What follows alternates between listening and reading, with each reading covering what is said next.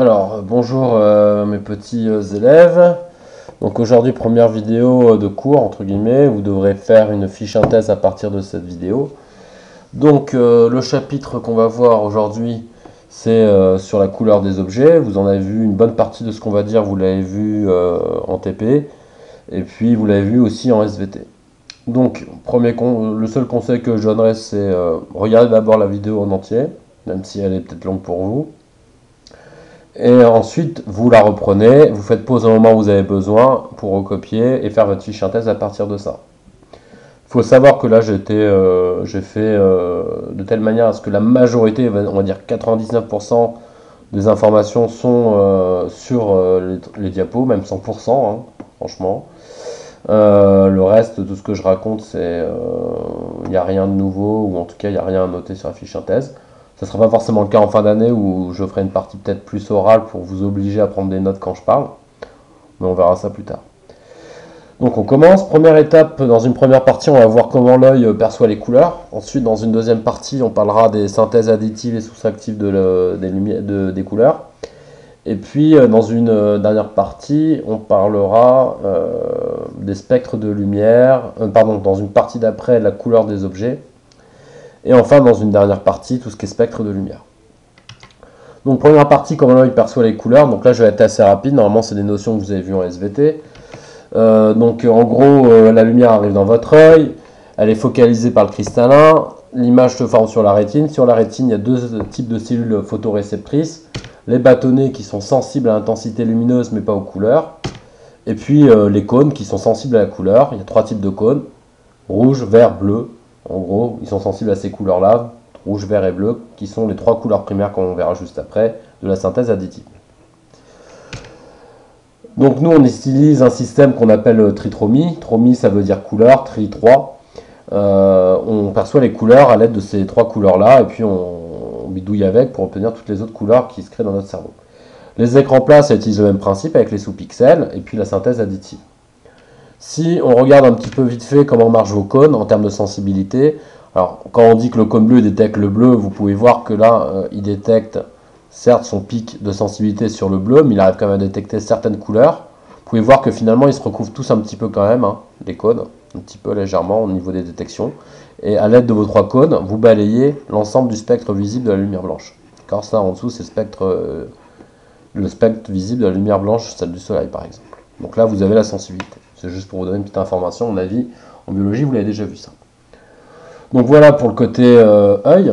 Ensuite, la synthèse des couleurs, donc la synthèse additive, c'est d'abord la définition, c'est lorsqu'on superpose plusieurs lumières colorées, et du coup votre cerveau en perçoit de nouvelles à partir de la superposition de ces lumières colorées.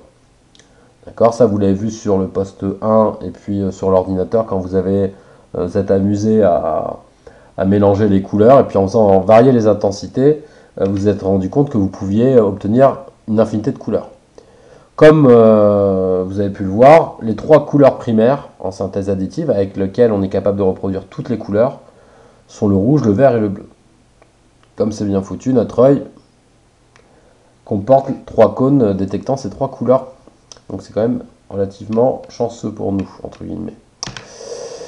En synthèse additive, si on a deux couleurs qui donnent du blanc, lorsqu'on les superpose, on dit qu'elles sont complémentaires. Voilà. Ensuite, il y a la synthèse soustractive. Dans la synthèse soustractive, d'où son nom, on retire des couleurs. Donc ça, c'était le cas où vous aviez une lumière blanche. On peut utiliser aussi une lumière colorée. Et puis, on mettait des filtres de couleurs après cette lumière blanche. Et puis, on regardait ce qui se passait sur un écran à l'aide d'un réseau pour décomposer. Et on se rendait compte qu'on obtenait de nouvelles couleurs. Donc en fait, vous retirez une partie du spectre lumineux et vous obtenez une nouvelle couleur avec ce qui reste. On peut faire quasiment toutes les couleurs qui existent. Et les trois couleurs primaires en synthèse additive sont le cyan, le magenta et le jaune. D'accord ? Alors j'ai mis, comme tout à l'heure, le cyan avec le cyan, le magenta en magenta, le jaune en jaune à peu près, pour vous donner, pour ceux qui ont du mal avec les couleurs.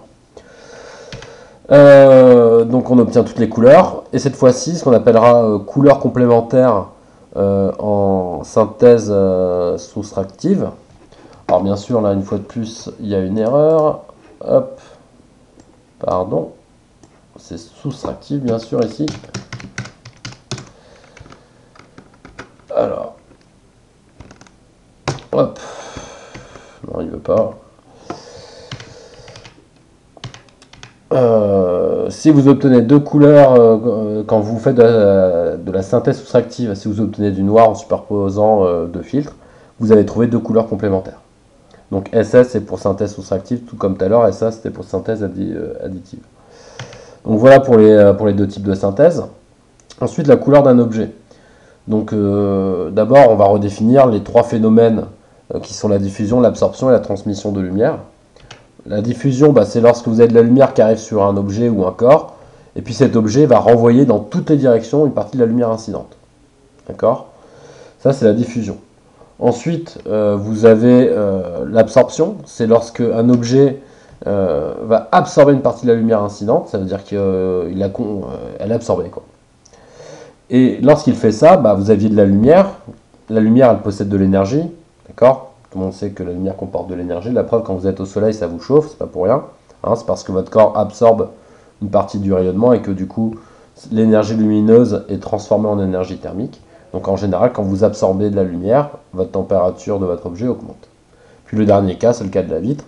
Votre lumière passe à travers l'objet, ce qu'on appelle des milieux transparents. Et puis vous avez la lumière qui passe. La plupart du temps, très régulièrement, vous avez les trois phénomènes qui ont lieu en simultané, avec des proportions diverses. Certains objets vont beaucoup absorber, peu diffuser, peu transmettre. Et vous pouvez avoir donc les trois cas comme ça, différents cas.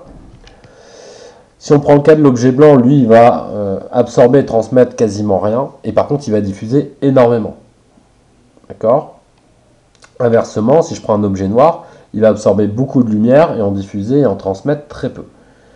D'ailleurs, c'est pour ça que lorsque vous mettez un objet blanc, vous prenez une voiture blanche et une voiture noire qui sont exposées sous le cagnard, la voiture blanche elle va être relativement pas trop chaude par rapport à la voiture noire qui sera bouillante. C'est dû au fait que comme la voiture noire a absorbé beaucoup d'énergie lumineuse, sa température a énormément augmenté. Et puis vous avez le cas de l'objet transparent qui lui va transmettre de la lumière et peut diffuser, absorber cette lumière. Voilà. Donc la couleur d'un corps. Alors la couleur d'un corps, elle est obtenue par la synthèse additive des couleurs qu'il va diffuser. D'accord? Parce que finalement, lorsque vous observez un corps, c'est là où vous obtenez l'information de sa couleur, vous obtenez quoi comme information? Vous les tenez d'où cette information? Vous l'obtenez des rayons lumineux qui repartent de ce corps et qui arrivent dans votre œil. Donc ces rayons lumineux, les trois quarts du temps, c'est 90% du temps, c'est les rayons diffusés. Le reste du temps, c'est le cas du miroir, d'accord? C'est le cas des rayons réfléchis. Et ça, c'est encore autre chose. Mais la plupart, quand vous voyez un objet de couleur, c'est qu'il a diffusé de la lumière et que vous observez la lumière diffusée. S'il y avait plusieurs couleurs qui ont été diffusées, et du coup, c'est la synthèse additive de ces couleurs qui vous donne la couleur perçue. La couleur d'un corps va donc dépendre du corps lui-même, d'accord, en fonction de ce qu'il va diffuser, transmettre et absorber comme couleur, de l'éclairage, d'accord, ça va dépendre si vous l'éclairez en lumière blanche, en lumière rouge, en lumière verte, en lumière bleue, etc. Et puis de l'observateur, ça on en reparlera à la toute fin, pourquoi l'observateur a un rôle à jouer. Alors, un exemple, c'est déjà premièrement, pour simplifier, on va considérer que la lumière blanche, elle est composée de lumière rouge, vert et bleu. D'accord, c'est simplifié, c'est pour pouvoir expliquer plus simplement. Ensuite, on va considérer un corps qui absorbe que le bleu et diffuse et transmet le rouge et le vert. D'accord? Si j'éclaire avec de la lumière blanche, il va donc diffuser le rouge et le vert. Quand j'additionne en synthèse additive du rouge et du vert, j'obtiens du jaune. D'accord? Donc je verrai le corps jaune. Parce qu'il va diffuser que du rouge et du vert, du coup ça donne du jaune. Par contre, si j'utilise par exemple une lumière bleue, comme il n'y aura plus de lumière à diffuser, vu qu'il diffuse que du rouge et du vert, il diffusera plus de lumière, il apparaîtra donc noir.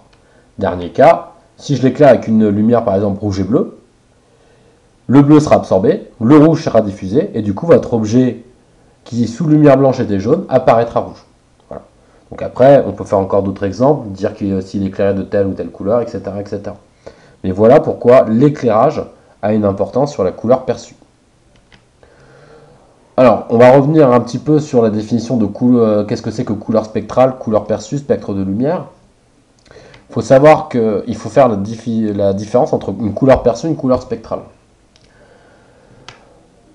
On rappelle que la lumière est composée de photons, petites particules de lumière, ça vous avez vu ça en secondes, et chaque photon a une couleur. entre guillemets, d'accord? Il n'est pas un photon n'a pas de couleur vraiment à proprement parler, mais on peut parler de couleur de photon qui dépend de sa longueur d'onde, lambda, d'accord? Vous avez ici le spectre du visible, ce que nous on est capable de voir, d'accord, de la lumière, qui va de 400 nanomètres pour le domaine du violet jusqu'au rouge qui est de l'ordre du 800 nanomètres, d'accord, en longueur d'onde. Donc en fait, si j'ai un photon de longueur d'onde 700 nanomètres, et ben en gros, il sera rouge, entre guillemets, d'accord, etc., etc. Lorsqu'on reçoit de la lumière, quelle que soit cette lumière, on peut décomposer cette lumière et obtenir son spectre. Donc en fait, on fait quoi concrètement? En gros, on va séparer les photons en fonction de leur longueur d'onde et puis on va les compter et en déduire l'intensité relative pour chaque longueur d'onde et donc pour chaque couleur. Et là, ce qui est intéressant, c'est qu'une couleur perçue peut avoir deux spectres différents. Par exemple, si je prends la couleur jaune, premier cas, j'ai une couleur jaune qui est due au fait que j'ai que des photons de longueur d'onde 600 nanomètres, donc qui correspondent à la couleur jaune. Du coup, je vais voir du jaune, d'accord? C'est ce que je rappellerai une couleur monochromatique.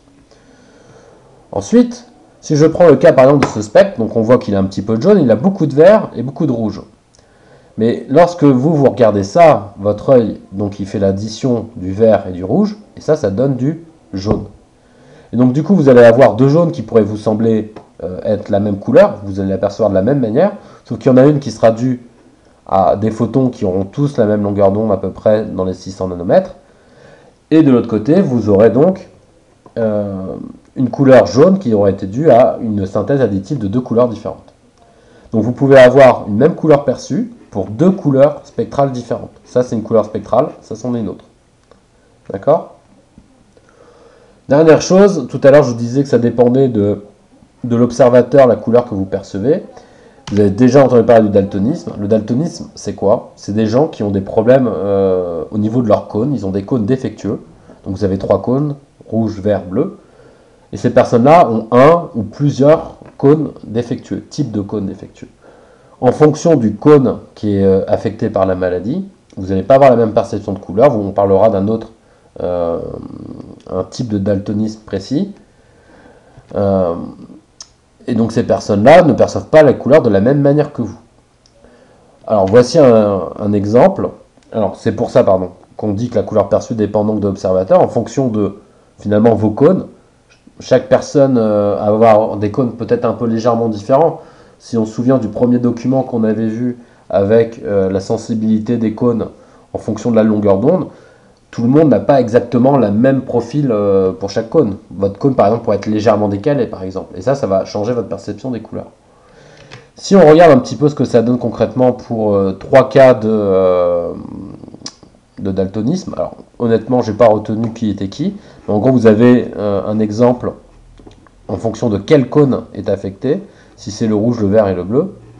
Donc ça c'est l'œil normal, et puis le mec, la personne atteinte de daltonisme deutéranope va voir comme ça, lui il verra comme ça, lui il verra comme ça. D'accord? C'est à ça que ça ressemble le daltonisme. Voilà. Donc la vidéo est terminée, il y a beaucoup de choses à faire, je vous souhaite bon courage, et puis s'il y a des choses qui n'ont pas été claires, vous n'avez pas compris, vous les notez sur une feuille à part, et puis on en reparle au prochain cours. Voilà. Allez, bonne soirée, et puis à bientôt.